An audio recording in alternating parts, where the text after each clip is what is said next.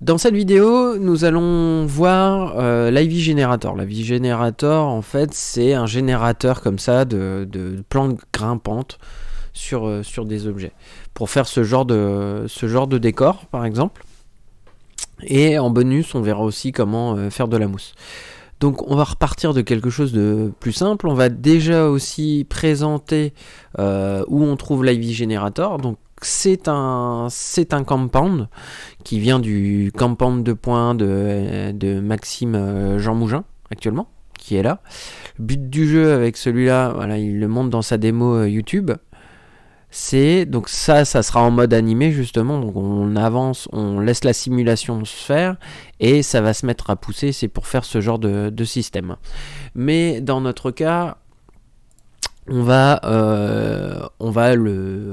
pas simuler ça. On va voir. Je vais y revenir.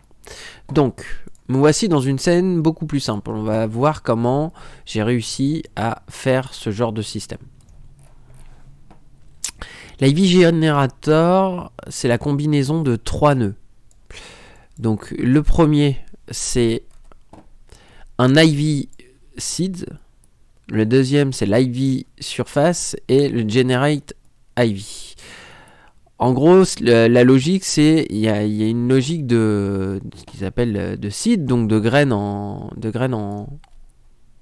si on le traduit en français. Donc là, j'ai activé volontairement. Donc c'est le point de départ de notre graine. Donc c'est un point. Donc pour placer un point, et on peut en mettre plusieurs. Là, j'ai décidé de créer un locator qui est ici, le drag and dropper, utiliser une matrix to SRT, récupérer la position et indiquer où je voulais placer ma seed. Grâce à ça, à partir de là, j'ai besoin de setter la surface. Donc la surface, comment ça va se passer on va regarder, là on est pas mal. Je vais couper ça déjà. On va voir la différence.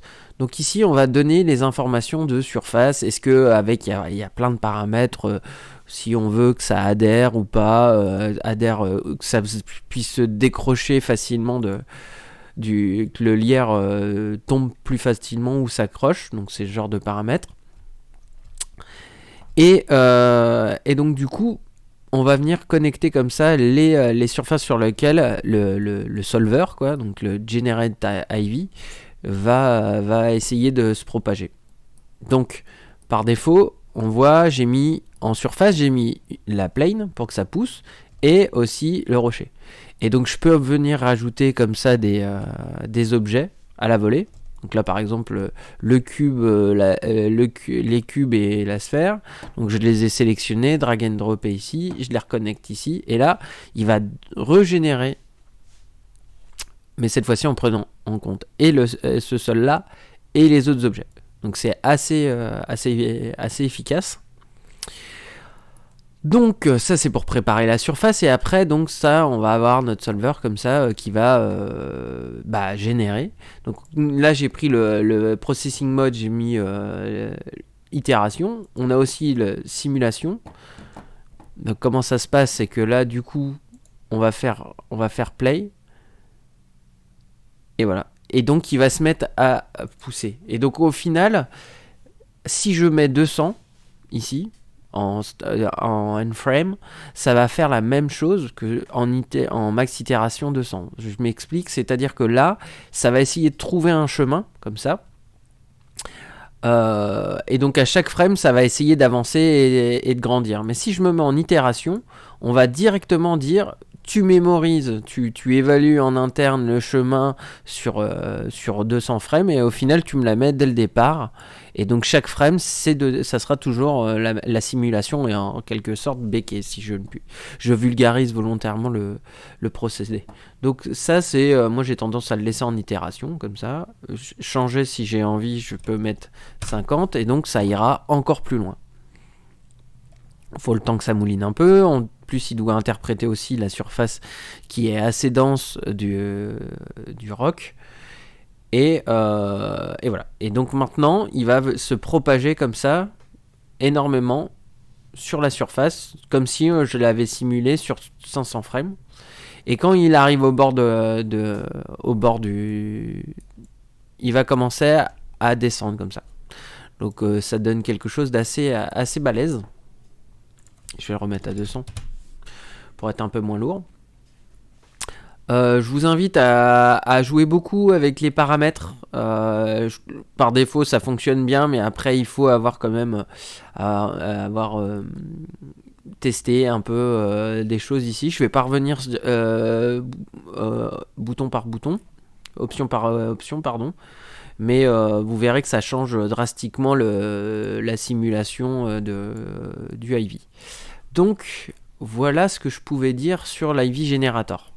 Maintenant, il y a un truc pour que ça fonctionne, c'est un truc que je n'ai pas su au début.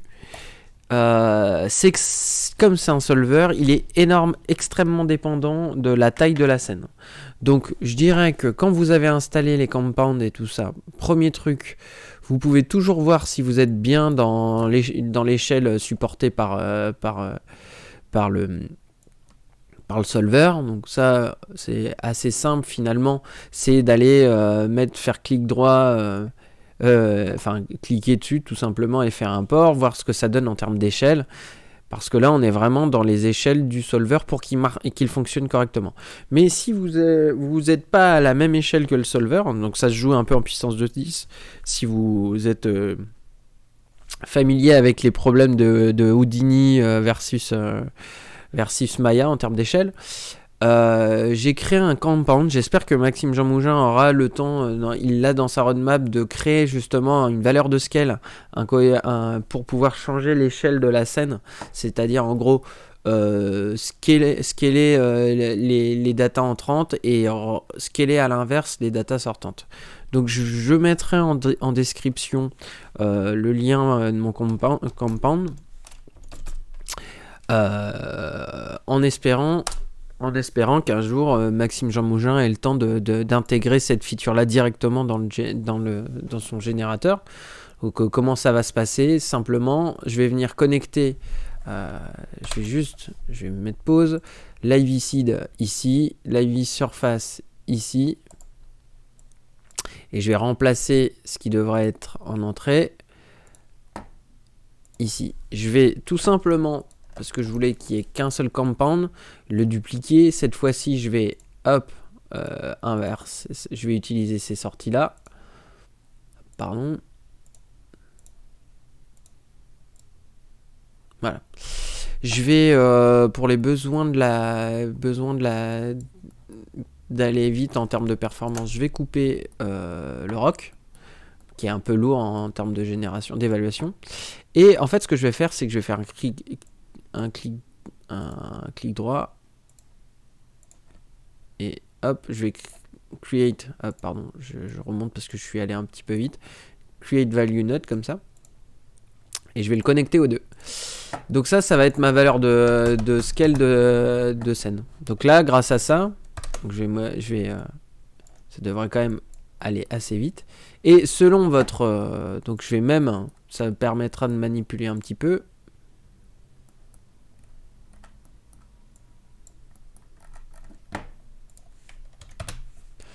Donc là, ça va me permettre que selon mon échelle, je vais pouvoir, comme ça, changer.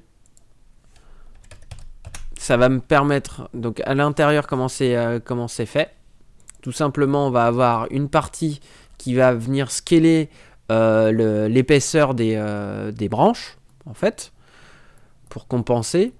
Je vais avoir ici, je vais venir scaler tout simplement la position de l'acide et aussi toutes mes datas entrantes pour qu'elles soient plus grosses ou plus petites que dans ma scène initiale.